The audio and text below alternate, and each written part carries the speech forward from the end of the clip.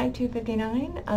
I am going to introduce briefly the bubble map, the curriculum bubble map, to show you the class concepts.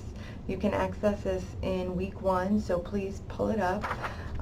And really quickly, this is our class. Curriculum and planning, we are talking about project approach, we are talking about emergent curriculum, how to go on interest-based topics with children and how to explore those, and the different things that you need to make sure to include and consider as you're planning. When we talk about lesson planning for the big picture, not just the smaller activity plans, you want to be able to extend lessons for weeks if possible. If the kids are interested in the topic, then you can continue to do the research, you can continue to do activity plans, and create different activities for your discovery centers that will continue to allow exploration of that topic.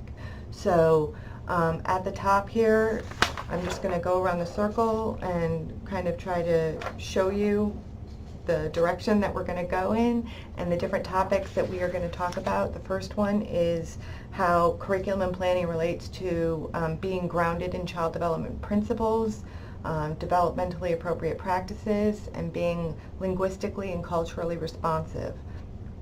The next topic that we'll go into there is being comprehensive across the developmental domains and academic content learning. So that's really integrating those creative curriculum objectives along with the NC FELD goals, and really taking into consideration the different levels of learning and the different domains of development.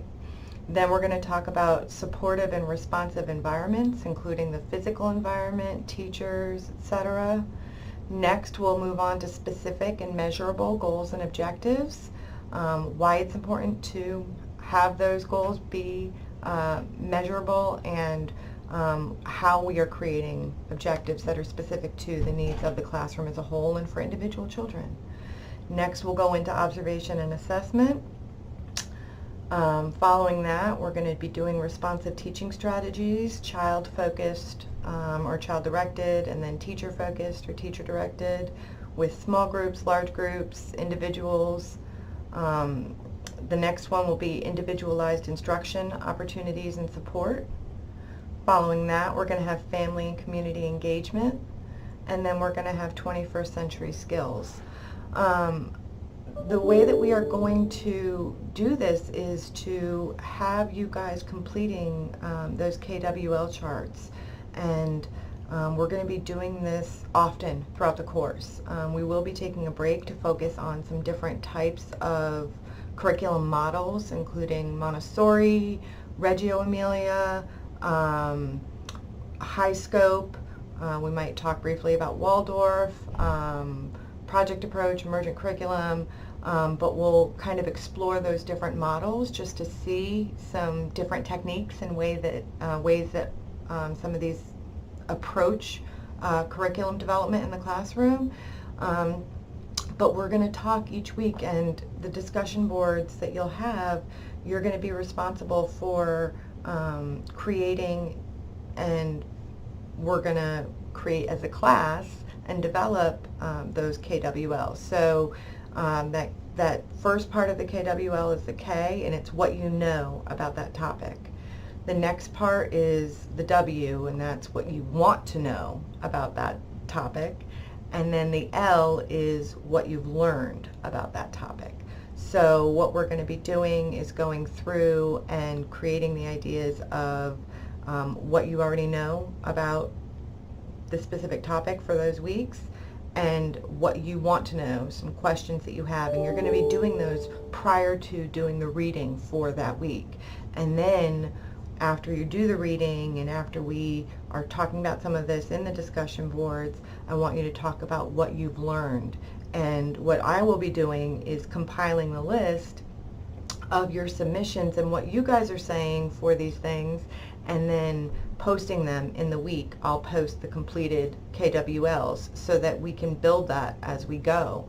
And I want you guys to really get an idea of how you can utilize those in your own classrooms, because with kids, it's really important as they are learning and exploring these different topics that we make sure that we go back and point out those moments when they realize something or they learn something new and are like, oh yeah, you had that question and now look, now we know the answer to that, and sharing that with everybody. And so that's what I've been doing with this class for the last 2 years that I've taught it, and it's worked out really, really well. And we've gotten to